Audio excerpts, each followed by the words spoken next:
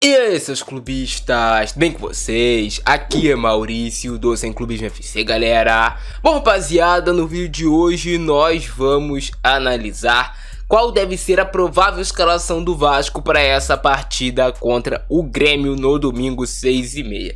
Um jogo extremamente decisivo para o Vasco e que todos estão dando o Vasco como derrotado.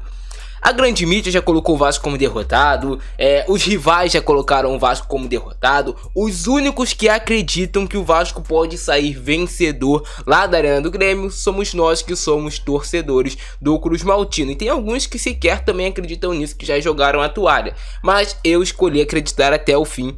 Eu acredito sim que o Vasco pode sair vencedor de lá se fizer um jogo competente, fizer um jogo como homens.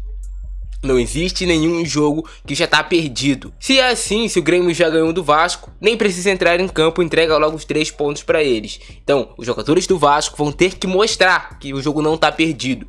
Que o Vasco pode sim sair de lá vencedor desse confronto e acabar com essa história de rebaixamento. Se o Vasco ganhar do Grêmio, acabou isso. O Vasco vai se manter na Série A do Campeonato Brasileiro. Beleza? Então deixa o like aí embaixo, é muito importante seu like para você motivar a trazer vídeos todos os dias aqui no canal. Temos algumas voltas importantes no time do Vasco que vão fazer muita diferença para nós sairmos vencedores desse confronto. Show? E vai fazer sua aposta em Vasco versus Grêmio, que é as melhores cotações possíveis para esse jogo. Tá confiante que o Vasco vai sair de lá com um resultado muito bom? Aposta pela PagBet no primeiro link do comentário fixado. Na PagBet tu recebe o valor que tu ganha na aposta sem nenhuma complicação. Tu tem suporte humanizado 24 horas, todos os dias. E na PagBet acertou, tá pago, não tem erro. Show? Bora pro vídeo. Então, galera, já estamos aqui com a provável escalação do Vasco para essa partida contra o Grêmio no domingo. Volto a lembrar para vocês, jogo importante, jogo grande que o Vasco tem que sair vencedor de lá de qualquer forma. Ah, o time do Grêmio é forte? Irmão, eu particularmente não acredito que o time do Grêmio é tão mais forte assim do que o Vasco, até porque no primeiro turno o Vasco venceu o Grêmio em São Januário quando tinha um time bem pior e quando estava bem pior do que está hoje em dia. O Vasco, nesse campeonato, já fez coisas mais difíceis do que ganhar do Grêmio. Não que o Grêmio seja fraco, é um ótimo time. Mas o Vasco tem totais condições de sair de lá com os 3 pontos.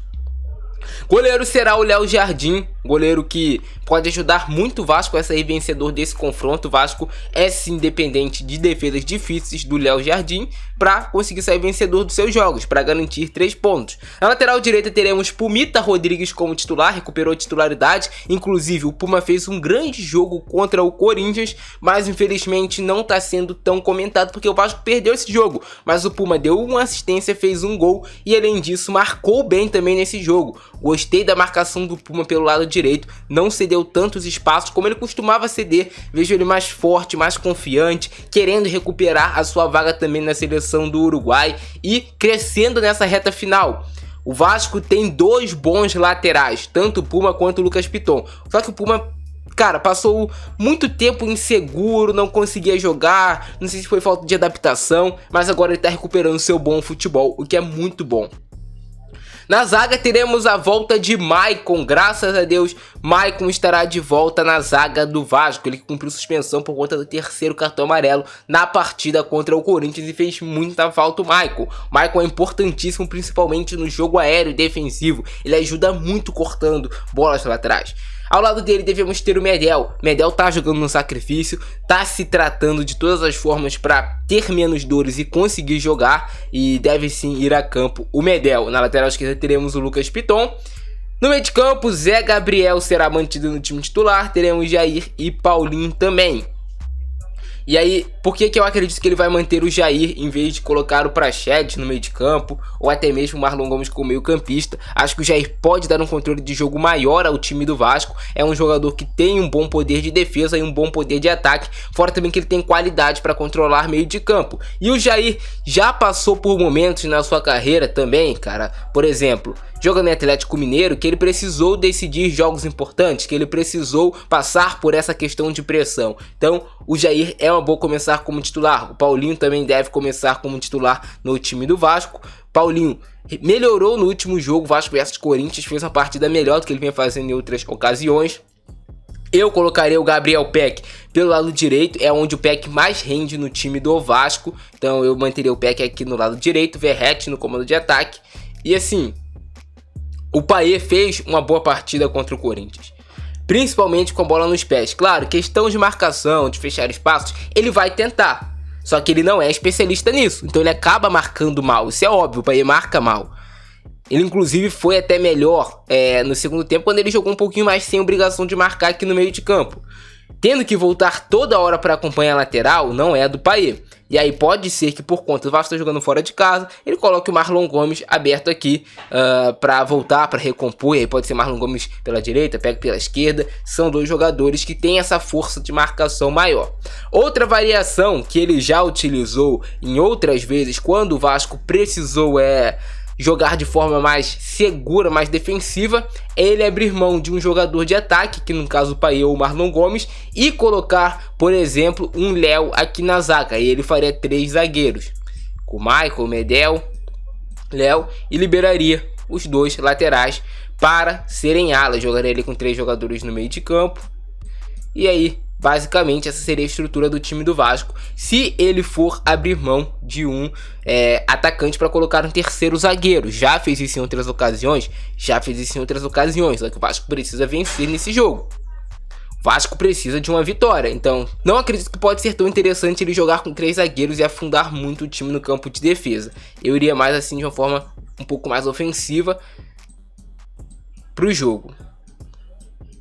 Se ele colocar o Léo na zaga, ele deve abrir mão ou do Jair, ou do Marlon Gomes, ou do Payet. E aí pode ser que ele coloque o Marlon Gomes como meio campista do time do Vasco e o Jair fique no banco. É uma variação que pode acontecer para esse jogo. Aonde o Vasco pode ganhar do Grêmio nesse jogo? Pelo lado direito, com passagens do Puma, o Grêmio tende a deixar espaços com o Reinaldo no setor defensivo, com o Gabriel Peck. São jogadas fortes do time do Vasco.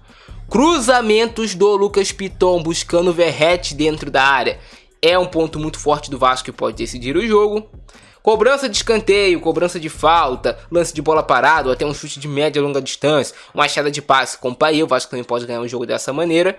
São algumas possibilidades. Contra-ataques rápidos do Vasco com o Peck, puxadas do Paulinho, ou jogadas de cruzamento de escanteio, como eu já falei pra vocês, com o Michael na área, com o Verratti na área, que são jogadores fortes no jogo aéreo. O que o Vasco vai precisar fazer muito nesse jogo é competir no meio de campo. O Grêmio gosta muito de trabalhar bola pelo meio de campo. O Vasco vai precisar competir muito nesse setor. Ganhar duelos, não deixar ser driblado, recompor de maneira onde você feche os espaços do adversário. O Zé Gabriel tem que ser muito firme aqui na entrada da área para não deixar os adversários, o Grêmio, entrar tabelando, que é a jogada forte do Grêmio. O Medel vai ter que ficar atento ao Soares. Então é um jogo estratégico, é um jogo milimétrico dentro de campo. O Vasco vai ter que saber jogar esse jogo. Vasco vencendo, o Bahia tropeçando, o Vasco está mantido na Série A. O Vasco empatando, o Bahia tropeçando, não é um resultado tão ruim, mas o Vasco precisa ganhar do Bragantino no último jogo. Ou talvez não, né, cara? Talvez o Bahia perca esses 2 jogos e o Vasco se manter na Série A também é uma das possibilidades. Mas comenta aí embaixo a opinião de vocês sobre esse jogo Vasco e Grêmio. Se o Vasco vai quebrar esse tabu de não vencer o Grêmio lá na Arena do Grêmio, já faz muito tempo que o Vasco não vence. Comenta aí embaixo a sua opinião. Beleza? Eu ficando nessa, abração do Frentista pra nós. Fui!